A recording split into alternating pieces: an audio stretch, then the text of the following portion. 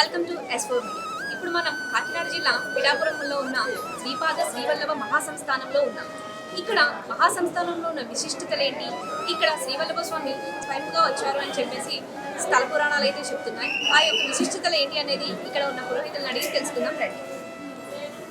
అవధూత చింతనం శ్రీ గురు బ్రహ్మ గురు విష్ణు గురు దేవో మహేశ్వర గురు సాక్షాత్ పరం బ్రహ్మ తస్మై శ్రీ గురవే నమః. కృతే జనార్దనో దేవః త్రేతాయాం రఘునందనః ద్వాపరే రామకృష్ణో చ కలౌ శ్రీపాద శ్రీవల్లభః. మీరు ఇప్పుడు శ్రీపాద శ్రీవల్లభ మహాసంస్థానంలో ఉన్నారండి. శ్రీపాద శ్రీవల్లభ మహాసంస్థానం పిఠాపురంలో శ్రీపాద శ్రీవల్లభ స్వామివారు కలియుగం వచ్చేగా దత్తాత్రేయ స్వామివారు బ్రహ్మ విష్ణు మహేశ్వరుల అవతారం అయినటువంటి దత్తాత్రేయ స్వామివారు కలియుగం వచ్చేగా పిఠాపురంలో 1320 సంవత్సరంలో శ్రీపాద శ్రీవల్లభ మహాస్వామిగా అవతరించారండి. ఆయన మొదట అవతారం శ్రీపాద శ్రీవల్లభ స్వామివారి పిఠాపురంలో ఇక్కడ 16 సంవత్సరాలు ఉండి ఆయన 16వ సంవత్సరం వచ్చాక దేశాటన చేసి పూర్వపురం మనకు బద్రీనాథ్, శ్రీశైలం, కాశీ ఇవన్నీ తిరిగి మనకు హైదరాబాద్ దగ్గర మత్కలని ఉంటుంది, అక్కడ కురవపురం అని ఉంది. అక్కడ కురవపురం దగ్గర ఆయన 18వ సంవత్సరం వచ్చాక స్థిర నివాసం చేసుకుని అక్కడ ఆయన తపస్సు చేసి ఆయన 30వ సంవత్సరం వచ్చాక ఆయన అవతార సమాప్తి గావించారు.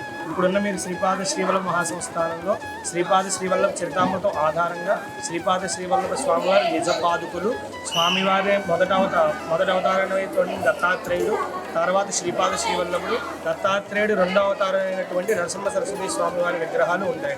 ఇక్కడ పొద్దున్న 5 స్వామివారి నిజపాదుకులకి జలంతో అభిషేకము, తర్వాత 8 గంటలకి గోపూజ, 9 గంటలకి రుద్రాభిషేకము, 10:30కి దత్త మూలమంత్ర హోమము, సాయంత్రం 7 గంటలకి పల్లకీ సేవ, నిత్య కైంకర్యాలు జరుగుతూ ఉంటాయండి. ఇక్కడ మహారాష్ట్ర నుంచి ఎక్కువ మంది భక్తులు వస్తూ ఉంటారు. స్వామివారు అలాగే శ్రీపాద శ్రీవల్లభ మహాసంస్థానంలో రాఖీ పౌర్ణిమ, శ్రీపాద శ్రీవల్లభ స్వామివారి జయంతి, దత్త జయంతి ఇలాంటి మహోత్సవాలు జరుగుతూనే ఉంటాయి. కొబ్బరికాయలు అలాగా పట్టడానికి ఇక్కడ వచ్చిన మంది భక్తులందరూ కూడా ఏంటంటే వాళ్ళకి ఇక్కడ కొబ్బరికాయ పూర్ణ ఫలం కింద కడితే స్వామివారికి వాళ్ళకి పూర్ణ అనుగ్రహం, సంపూర్ణంగా అనుగ్రహం ఇస్తారని వాళ్ళకి భావన.